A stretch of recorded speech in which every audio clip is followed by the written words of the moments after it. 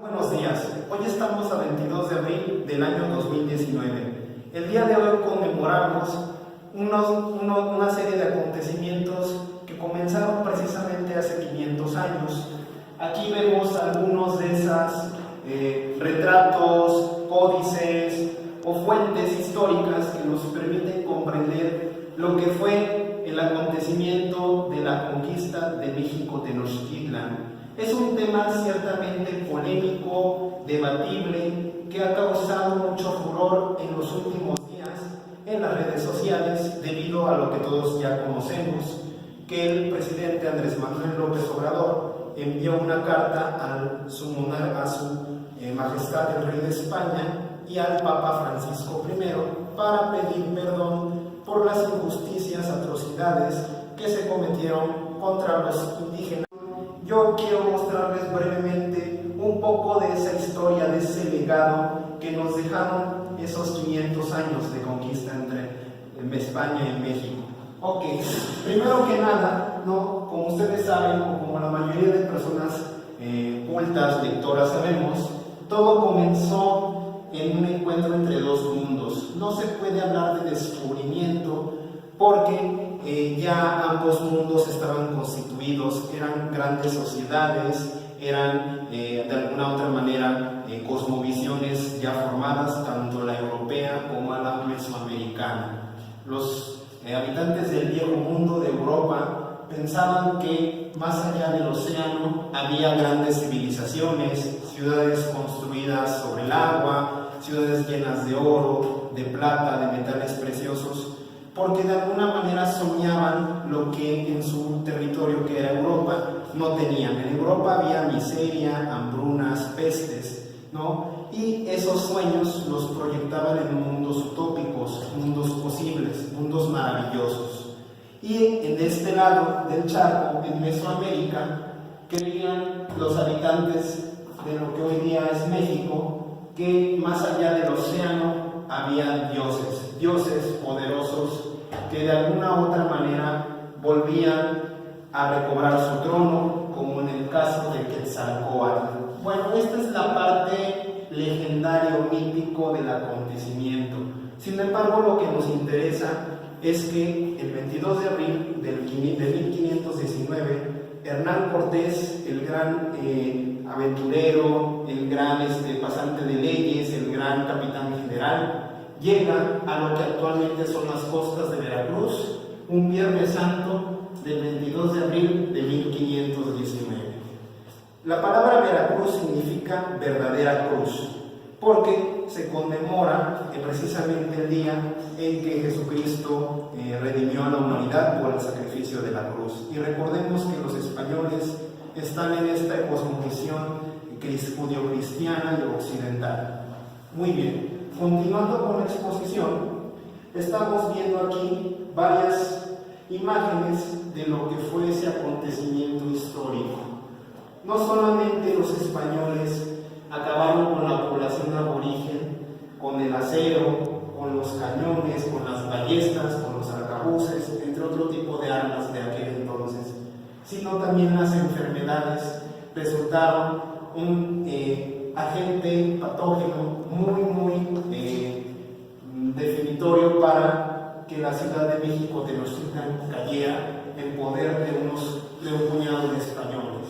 Bueno, más allá de eso, ¿qué esperamos con celebrar o conmemorar estos 500 años? ¿Qué importancia tiene para aquel que no conoce esta historia?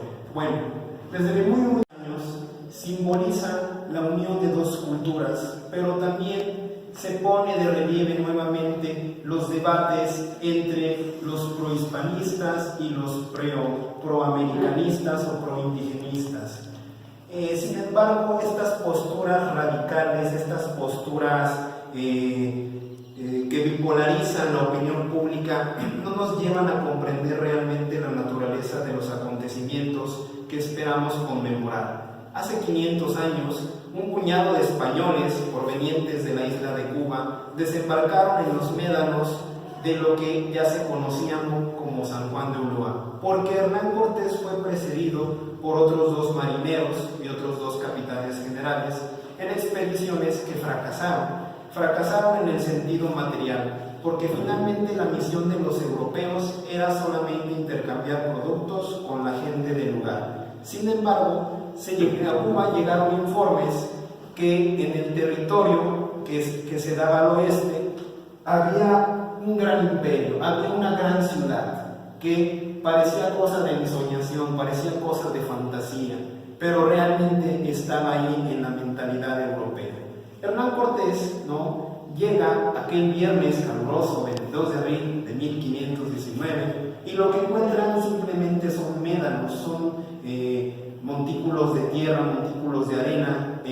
La temperatura es demasiado alta, no hay donde resguardar a la gente que traía, a los materiales que traía, y también hay mucho viento, por lo tanto en ese lugar al que llegaron era inseguro, y posteriormente se trasladaron a lo que hoy se conoce como las playas de Villarrica. Después, posteriormente, ¿cuál es, digamos, la naturaleza del acontecimiento de los 500 años de la Villarrica de la Veracruz? Hernán Cortés venía bajo las órdenes del gobernador español de Cuba, Diego Velázquez. Sin embargo, Hernán Cortés se le insubordinó y llegó a las costas de Veracruz aquel mismo año, desobedeciendo a toda costa las órdenes de Diego Velázquez. Recordemos que Hernán Cortés había sido estudiante de leyes en una de las universidades más prestigiosas de su época, que era la Universidad de Salamanca. La Universidad de Salamanca brindaba la carrera de Derecho. El Derecho o las leyes era una de las carreras más prestigiosas entre las personas de esos años. Hernán Cortés, con esos conocimientos, con ese bagaje jurídico, finalmente pudo independizarse de la tutela del gobernador de Cuba, Diego Velázquez.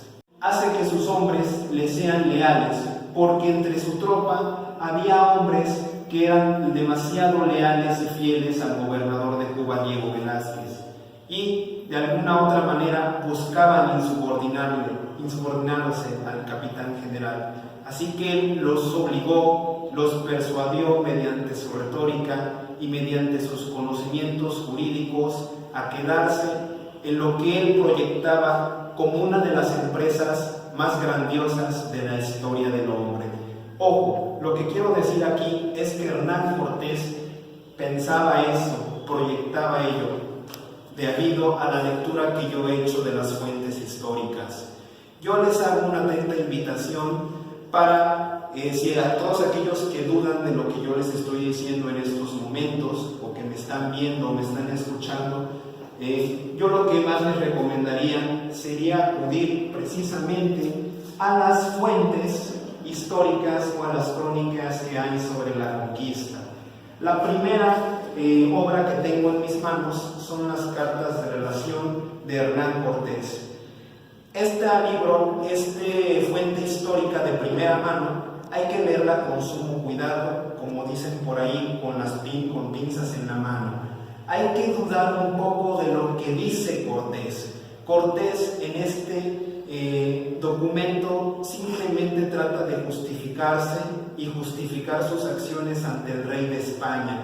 Así que él usa un lenguaje persuasivo, un lenguaje retórico propio de un político, de un abogado. Así que hay que leerla con mucho cuidado. Sin embargo, en esta obra Cortés se proyecta como un hombre medieval, pero también como un hombre renacentista. Hombre medieval en el sentido de que él sigue trayendo la idea de cruzada, la idea de acabar con Cortés, porque él sigue pensando en la idea de cruzada, en la idea de luchar contra el infierno. Recordemos que en Europa, en aquellos años, precisamente hace 5 siglos, los españoles, los castellanos, estaban saliendo de ese poderío, de esa hegemonía musulmana tras 800 años. Entonces estos hombres, motivados por esa empresa de liberar España, la península de los infieles, de los turcos, de los musulmanes, proyectaron esta idea sobre América.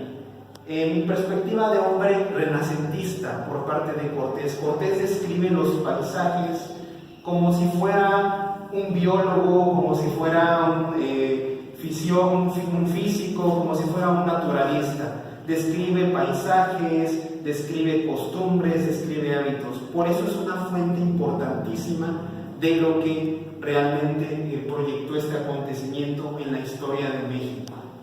Entonces yo les invitaría a leer esta obra. La otra obra que les voy a presentar a continuación es el título también ha despertado grandes debates, grandes polémicas, es Visión de los Vencidos, del doctor Miguel León Portilla.